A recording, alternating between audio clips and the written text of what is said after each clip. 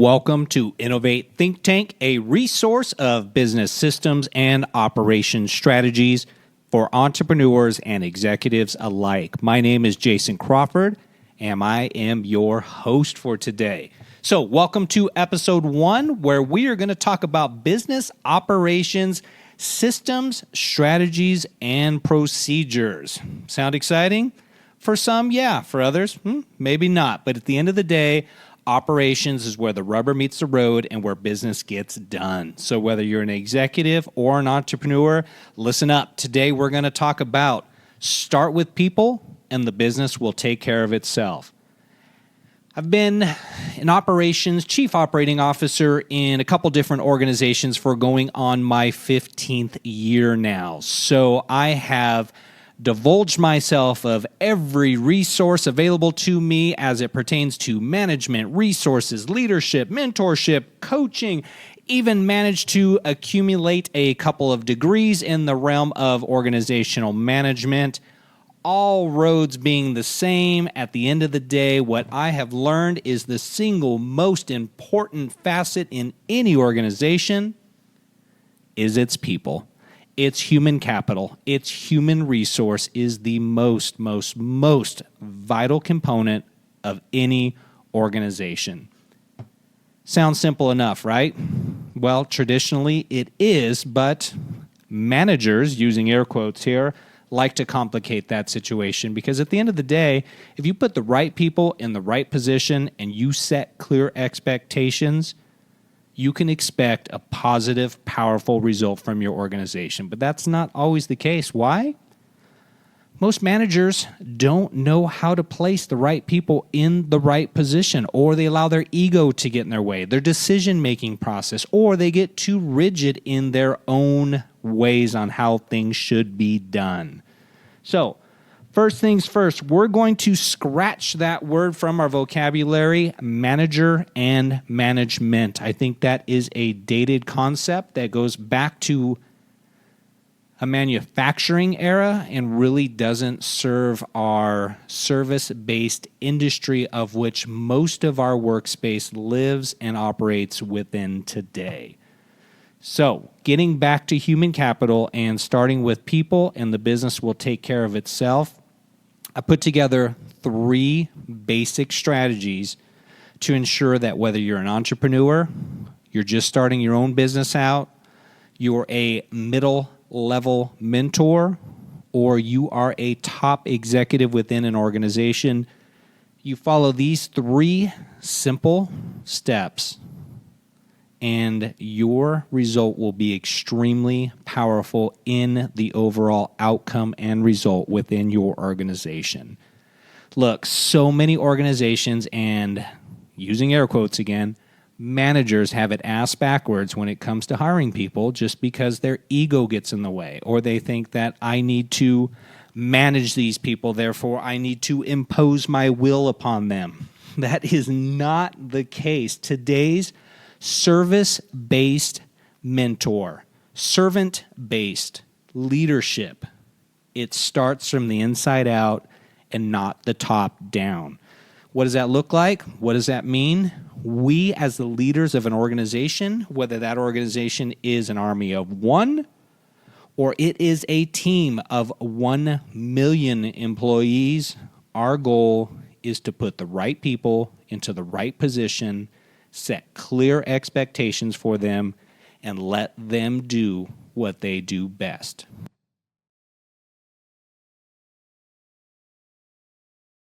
So step number 1, fire the wrong people and hire the right people. Sounds simple enough, right? You'd be surprised. Most organizations, a lot of organizations, and a lot of ego-driven managers tend to back decisions and continue to back the wrong decision for a long period of time, thinking that their egos are so big that they can manage their way through this process. At the end of the day, that's not the case. I'm a big fan of strength-based leadership and strength-based training. Now, what does that mean? It means you put the right people into the right position that serves their strengths, mitigates their weaknesses, has them doing more of what they do best and less of what they don't do very well. So how do you hire the right people and ensure that you're putting the right people into the right position? I'm a big fan of personality-based testing. Now, I realize it's difficult. You can't pigeonhole individuals to what is the end result in a test, or they answer some questions and all of a sudden we pigeonhole them or identify them as a certain personality type. I fully get it. Every individual is motivated differently, is a different entity unto themselves, and will respond from different leadership type styles. But as leadership or leaders within an organization, again, whether that organization is just you and you're outsourcing some of your work to outside parties, or you're thinking of taking on your first employee, or whether you're working with a large team and leading a bunch of individuals, you need to at least have a general understanding of what makes them tick. I use the DISC-based personality testing. Just do a simple Google search and you can find everything you want to know about DISC, D-I-S-C.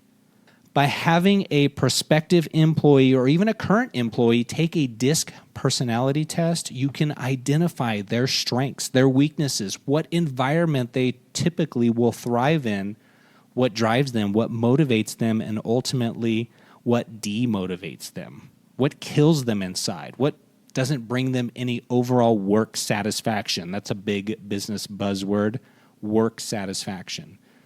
How do you lead individuals if you don't know what drives them? Start with a basic personality test, identify their strengths, and place them in a position that grows those strengths and mitigates those weaknesses. Fair enough? So, we're going to fire the wrong people and we're going to hire the right people. By having the right people in the right position, doing a job they ultimately are empowered in doing, our results are tenfold than if we just have a regular old body in there that shows up every day, punches a clock, and we think that they're doing the best they can. At the end of the day, I think people desire and strive to do the best they can, but they need to serve what is true to them. And what I mean by that is they need to do something that excites them. And what excites them are things that they do best. So let's put our individuals, our employees, our human capital, those that we rely upon, let's put them in a position of strength and in a role within the organization that we know they're going to thrive at because they enjoy doing it.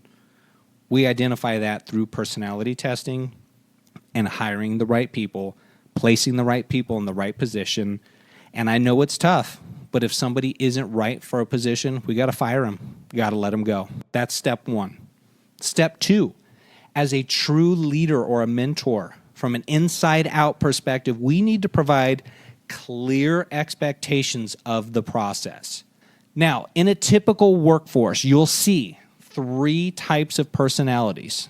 You'll see your innovators, you'll see your executors, and you'll see your doers. Your innovators, those are your top-notch thinkers. You can throw them in any situation, give them a notepad, give them a pencil, give them a computer, and say, here, figure it out.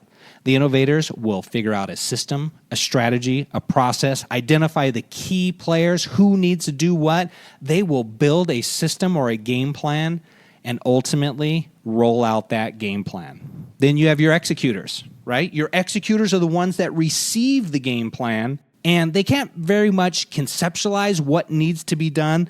Their comfort level, if you will, is more or less executing the plan of the innovator on what needs to be done. Executors can typically lead small groups, and the third and final piece is the doers. The doers are the foot soldiers, boots on the ground, the ones that you say, let's do A, B, and C, and they will do A, B, and C. They show up at a certain time every day, they punch the clock, they check in, they do what's expected of them. Those are the doers. That is their comfort zone. So just to recap, we have our innovators, we have our executors, and we have our doers. Which one are you? Which ones do you have on your team?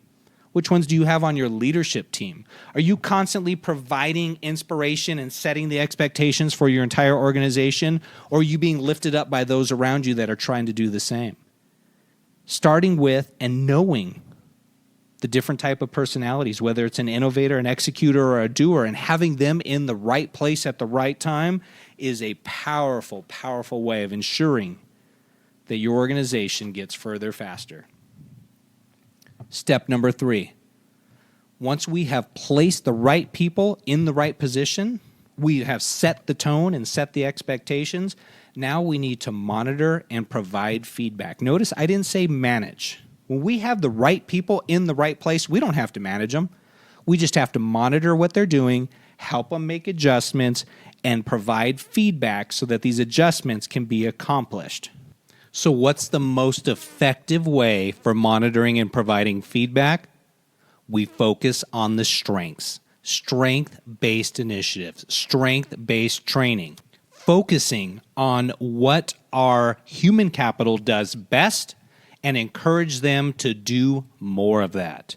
If they are weak in a particular area, can that be outsourced? Can another position within the organization who has those strengths take on that role? At the end of the day, our goal is to get our people doing what they enjoy doing and what they do best, have them do more of that and less of what they're not very effective at. Because chances are there's somebody else within the organization that is strong where that other individual is weak. And that other individual may be weak where somebody else is strong. That's where the beauty of leadership and innovative thinking and innovative leadership comes in putting those chess pieces where they need to be, putting the right people in the right position so that our organizations can drive powerful, powerful results. That's it, everybody. Thank you for tuning in to Innovate Think Tank today and listening to me ramble. I hope you found some value in this. Be sure to subscribe to the podcast, and if you enjoyed it, share it. Thanks so much, everybody. This is Innovate Think Tank.